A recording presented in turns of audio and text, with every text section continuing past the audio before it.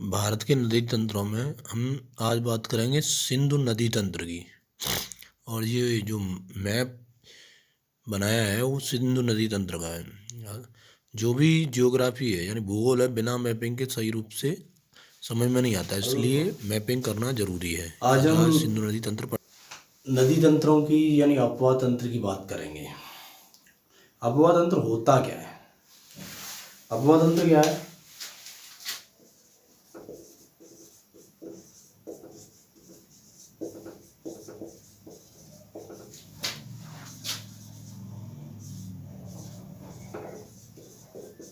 Drainage system.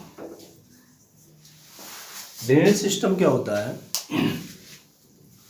जब कोई पहाड़ी क्षेत्र होता है वहां से अगर नदी का उद्गम होता है तो नदी धरातल की ओर यानी नीचे की ढाल की ओर चलती है और ढाल की ओर चलते हुए उसमें कुछ अन्य नदियां आकर उसमें मिल जाती हैं।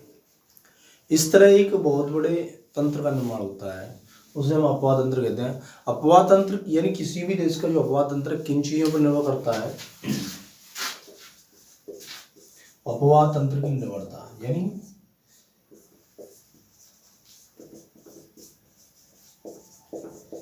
नंबर एक है उस देश की उच्चावच भूमि, यानी उस देश का उच्चावच तथा भूमि का ढाल कैसा है।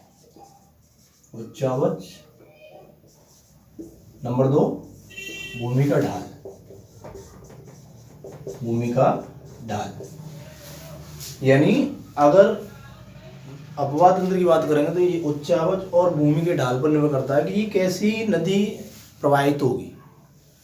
उच्चावच भूमि मतलब उठी हुई भूमि और भूमि का ढाल कैसा है, उन चीजों पर निर्भर करता है। अब अपवाह तंत्र समझ में आ गया होगा। दूसरी, जो हमारी भारत है उसमें छोटी, कुछ बड़ियां, अनेक हजारों नदियां हैं। उसमें से हम नदियों को दो भागों में बांट सकते हैं, यानी भारत की नदियों को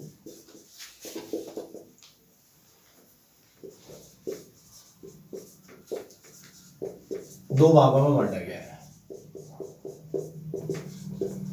नंबर एक, हिमालयी नदियां।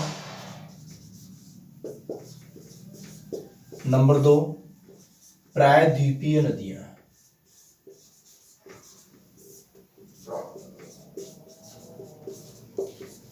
ठीक है। अब मेन चीज आती है नदियों का निर्माण कैसे हुआ, क्या है, इन चीजों में थोड़ा सा डिस्कशन कर लेते हैं। देखो, नदियों का जो भारतीय परिकल्पना है वो ब्रह्म परिकल्पना कहलाती है। ब्रह्म परिकल्पना क्या है कि जो शिवालिक श्रेणी है, ब्रह्म परिकल्पना,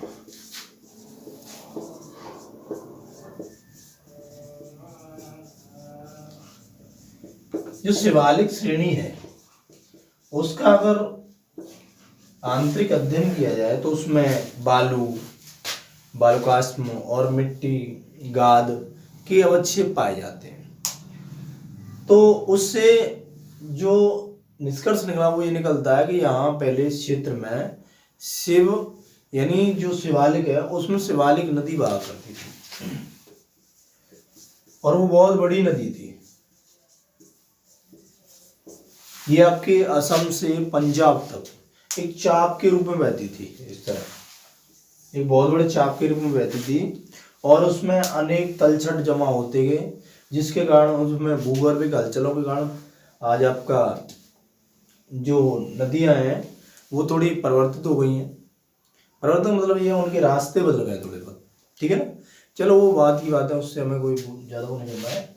हमारा मेन टॉपिक है कि अपवाह तंत्र क्या है। इसमें हमारे हिमालय नदियाँ और प्रायद्वीपीय नदियाँ। तो हम आज हिमालय नदियों के बारे में बात करेंगे।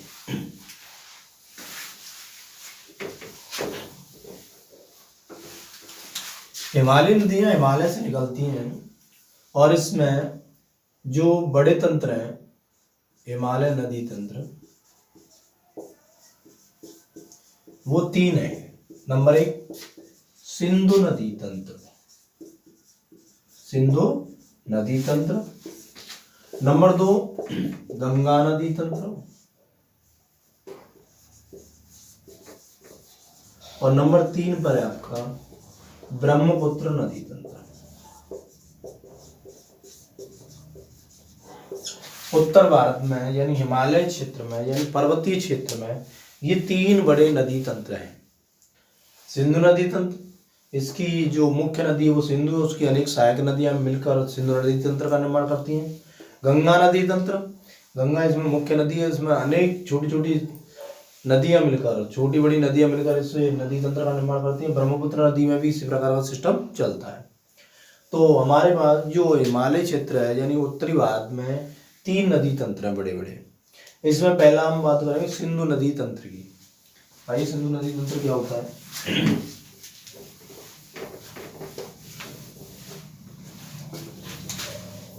देखिए ये हमारे भारत की संरचना है, क्योंकि जियोग्राफी बिना मैपिंग के सही तरह से समझ में नहीं आती है, इसलिए मैपिंग करना बहुत जरूरी है। ये हमारा उत्तरी भारत है। सिंधु नदी क्या है, यहां से मानसरोवर झील से निकलती है, जो कि तिब्बत में है। यानी कभी कभी पूछ लेता है कि सिंधु नदी का उद्गम स्थान कहाँ है, तो सिंधु नदी का जो उद्गम स्थल है वह मानसरोवर झील तिब्बत है। वैसे इसकी जो अगर डीपली व्याख्या की जाए, बताया जाए, तो ये बोखरचुक एक ग्लेशियर है, वहां से इसकी उद्गम हुआ है। क्या नाम है? बोखरचुक। ठीक है, जो तिब्बत में, वहां से इसका उद्गम हुआ है। अब ये तिब्बत में बहती हुई भारत में प्रवेश करती है, लेकिन इसमें भारत में प्रवेश करने से पहले एक नदी श्योक नदी आकर इसमें मिल जाती है। कौन सी नदी? श्योक नदी आकर इसमें मिल जाती है, और फिर ये भारत में प्रवेश करती है। उस स्थान का नाम है, भारत में प्रवेश करती है जहां से, उसका नाम दमचौक।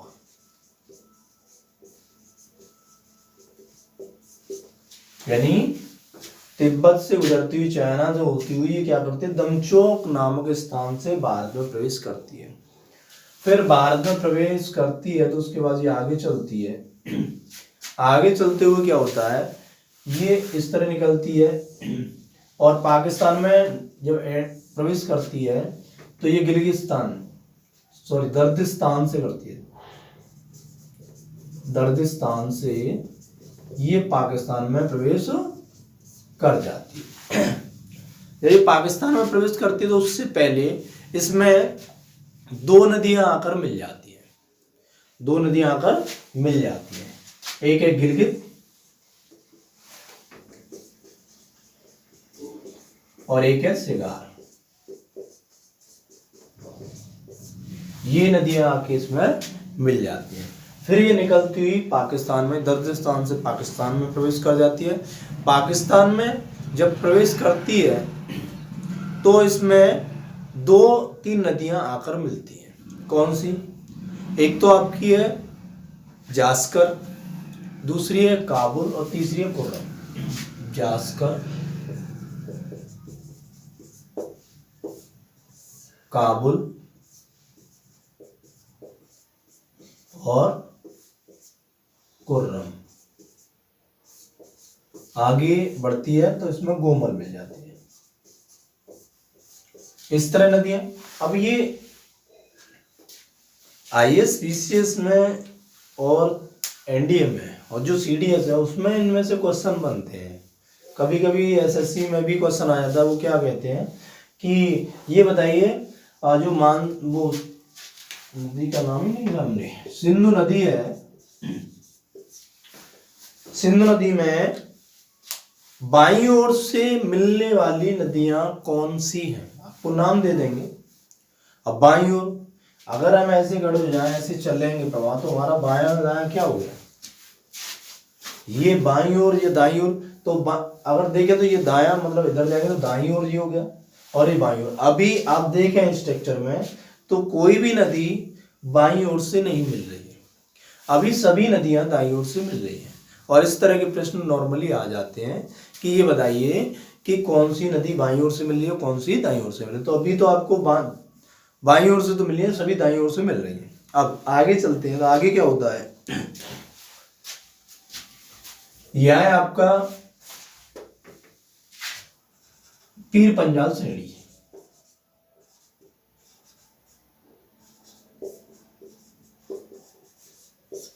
पीर पंजाल श्रेणी से निकलती है झेलम नदी। उस जगह का नाम क्या है, बैरीनाग। क्या नाम है, बैरीनाग। यानी झेलम नदी बैरीनाग से निकलती है। कभी कभी उसकी पीर पंजाल श्रेणी का नाम दे देता है, तो पीर पंजाल श्रेणी का भी नाम ध्यान रखना है कि ये कहाँ से निकलती है, पीर पंजाल श्रेणी से निकलती है। और ये आगे चलती है तो इसमें एक नदी आगे हो जाएगी, लिद्दर नदी।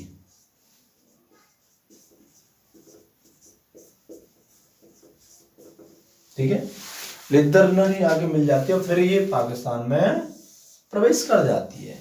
अब ये आगे चलती है तो ये चिनाब नदी में मिलती है, चिनाब नदी में मिलती है। चिनाब नदी कहाँ से आती है, यानी हमारे यहाँ पर 5 नदियां, उनको पंचनद बोलते हैं। चिनाब, रावी, ब्यास, सतलज और झेलम, इन 5 नदियों को हम पंचनद कहते हैं। अब चिनाब कहाँ से आती है, चिनाब नदी आती है बारालाचा दर्रे से, बारालाचा दर्रे से, और ये निकलती हुई सीधी यहां चली जाती है पाकिस्तान को। तो यहां यानी झेलम चिनाब नदी से कहां पर मिलती है, ट्रिम्बू नामक स्थान पर मिलती है। ट्रिम्बू, कौन सा नाम है, ट्रिम्बू, ट्रिम्बू नामक स्थान पर ये झेलम से मिल जाती है। अब आगे जब चलते हैं तो कितनी नदियां हो गई, 1 और 2, यहाँ पर 5 नदियां हैं। झेलम, चिनाब हो गई। अब है रावी नदी। रावी नदी क्या है, ये रावी नदी रोहतांग दर्रे से निकलती है।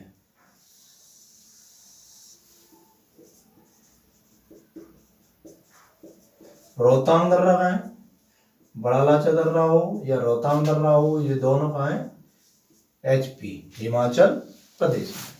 ठीक है, ये रोहतांग दर्रे से निकलती है और रोहतांग दर्रे से निकलते हुए आगे पाकिस्तान में प्रवेश कर जाती है और आगे बढ़ती रहती है। अभी कोई भी नदी, झेलम, आपकी चिनाब और रावी, कोई भी सिंधु नदी में नहीं मिली है। अभी सिंधु नदी में नहीं मिली है। ये सिंधु नदी में जब मिलेंगी ना, उस स्थान को मैथनकोट कहा जाएगा। अभी हमारे पास 3 नदियां होंगी, हमें ये 5 नदी करनी है। कितनी करनी है, 5 नदी करनी है। झेलम हो गई, चिनाब हो गई, रावी। अब आएगी सतलज। सतलज क्या होता है, देखो 3 नदियां जो है, जो झेलम, चिनाब, रावी, इनका उद्गम स्थान भारत ही है अभी। अब ब्यास है, ब्यास नदी भी रोहतांग दर्रे से निकलती है, उसे ब्यास कुंड भी कह देते हैं, ब्यास नदी।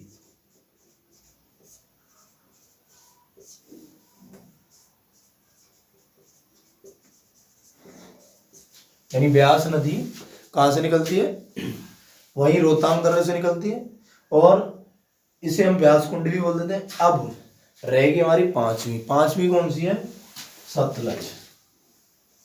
सतलज तिब्बत से ही निकलती है, उसका स्थान है राकस ताल या कहीं कहीं राक्षस ताल बोल देते हैं। और ये निकलती हुई भारत में प्रवेश करती सीधी निकल जाती है, और ये सभी नदियां जो ऊपर से आ रही थी इस सतलज में मिल जाती है। ठीक है, यानी ये सतलज में मिल जाती हैं। और जब ये भारत में प्रवेश करती है सतलज, यानी वो कौन सा स्थान है, उसका नाम है नारी खारेसन। नारी खारेसन, कहीं खोरसन दे देता है, ऐसी कोई दिक्कत नहीं है, वो शब्दीकरण अपना। और ये जो ब्यास नदी आ रही है, वह सतलज नदी से मिल जाती है। सतलज ऐसे बहती हुई या पाकिस्तान में प्रवेश करने के बाद सीधी निकल के इन सभी नदियों को ले जाकर मैथन कोट नामक स्थान पर सिंधु नदी में मिला देती है। इस तरह आपकी नदियां जो ऊपरी सिंधु नदी तंत्र है उसमें 5 नदियां एक कंटिन्यूस हो जाती है, इन्हें कहते हैं पंचनद। क्या बोलते हैं? पंचनद बोला जाता है, ठीक है ना। अब जहाँ ब्यास नदी मिलती है उसके पर बनता है हरिके बैराज। ब्यास नदी में क्या है? Sorry, Harike barrage. उससे इंदिरा गांधी नहर निकाली गई है। इंदिरा गांधी नहर निकाली गई है, या इंदिरा नहर बोल देते हैं उसे, इंदिरा नहर ही है, जो सीधे पंजाब हरियाणा से निकलती थोड़ा सा राजस्थान की ओर, जो सिंचाई वहां पर सिंचाई का मुख्य साधन भी है, ठीक है। उससे आगे एक भाखड़ा और यह नांगल, ये दोनों नजदीक हैं, इसलिए कहते हैं भाखड़ा नांगल परियोजना। किस नदी पर है? तो सतलज नदी पर है। कौन सी पर है? सतलज नदी पर है भाखड़ा नांगल परियोजना, ठीक है ना। इस तरह आपकी ये नदियां हैं। अब क्या होता है इन नदियों से, एक तो ये होता है कि इनका उद्गम कहाँ है, किस जगह से निकलती हैं। दूसरा प्रश्न आ जाता है कि इन नदियों को आप लंबाई के अनुसार आरोही क्रम में, वो अवरोही क्रम में बताइए, यानी अवरोही मतलब पहले बड़ी लंबाई में फिर छोटी, क्योंकि लंबाई कभी कभी पूछ लेता है कि किसकी कितनी है। जैसे सिंधु नदी, इसकी जो लंबाई है टोटल 2880 किलोमीटर है। सिंधु नदी की कितनी लंबाई? 2880 किलोमीटर है। थोड़ा यहाँ लिख देता हूँ ना, जिससे कि आपको स्पष्टीकरण हो जाएगा। सिंधु नदी 2880 किलोमीटर। दूसरे नंबर पर हमारी, मैं आरोही अवरोही क्रम में नहीं लिख रहा हूँ, मैं जो स्टेप है जैसे जैसे आ रही है नदियाँ ऊपर से 1 2 3 4 क्रम में, मैं उस हिसाब से आपको लंबाई लिख दे रहा हूँ, जिससे कि आप आसानी समझ रहे कि झेलम क्या कितनी लंबी है, चिनाब। उसके बाद आपको क्रम जो बनाना है वो आप खुद बनाएंगे, कौन सी कितनी लंबाई में बह रही है, ठीक है ना। पहली होगी हमारी सिंधु नदी, दूसरी है झेलम। झेलम नदी की जो लंबाई है 724 किलोमीटर है। तीसरी है चिनाब। चिनाब की लगभग 1180 किलोमीटर के समथिंग है, इसमें थोड़ा सा डाउट है, वैसे क्लियरिटी भी है। और चौथी है आपकी रावी 720 किलोमीटर। यानी सिंधु नदी अगर देखा जाए तो सबसे लंबी अभी सिंधु नदी है, और उसके बाद जो अब है ब्यास नदी, ब्यास। अब देखिए इसमें जो एक और प्रश्न है, बहुत ही इंपोर्टेंट प्रश्न है, अगर देखा जाए, ये नदी 3 नदियां भारत में से निकल रही हैं और दूसरी जगह पाकिस्तान में होती है, अलग स्थान पर जा रही है, यानी दूसरे देशों में प्रभावित हो रही है। सिंधु नदी तिब्बत से निकलते हुए भारत में आती है, भारत से पाकिस्तान में जाती है। इसी तरह सतलज नदी है, वो तिब्बत से निकलती है, फिर भारत में आती है, फिर पाकिस्तान में जाती है। लेकिन ब्यास नदी एक ऐसी नदी है जिसका उद्गम भारत ही है, और भारत में ही उसका मतलब विलुप्त हो जाती है। वो किस में मिल जाती है? सतलज नदी में, और जिसकी लंबाई 460 किलोमीटर है। 460 किलोमीटर।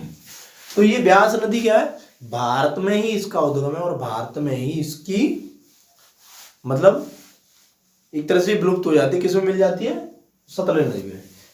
5 नदी है, 5 मतलब सिंधु नदी है, इसमें 5 ये नहीं होती, पंचनद बोलते हैं। झेलम, चिनाब, रावी और ब्यास और सतलज, इन्हें बोला जाता है पंचनद। छठवीं का मतलब ये सिंधु नदी भी इसमें इंक्लूड कर दी इसलिए, और इसकी लंबाई 1450 किलोमीटर है। अब आप आराम से बता सकते हो कि कौन सी कितनी लंबी है। सबसे लंबी हो गई सिंधु नदी, दूसरी हो गई सतलज नदी, तीसरी हो गई चिनाब नदी, चौथी हो गई झेलम नदी, और 5वीं हो गई रावी नदी, और 6वीं हो गई ब्यास नदी। और आपसे पंचनद में पूछा जाता है, पंचनद कौन कौन सी नदियां हैं? तो सिंधु को छोड़कर झेलम, रावी, चिनाब, ब्यास और सतलज, इन्हें हम पंचनद कहते हैं।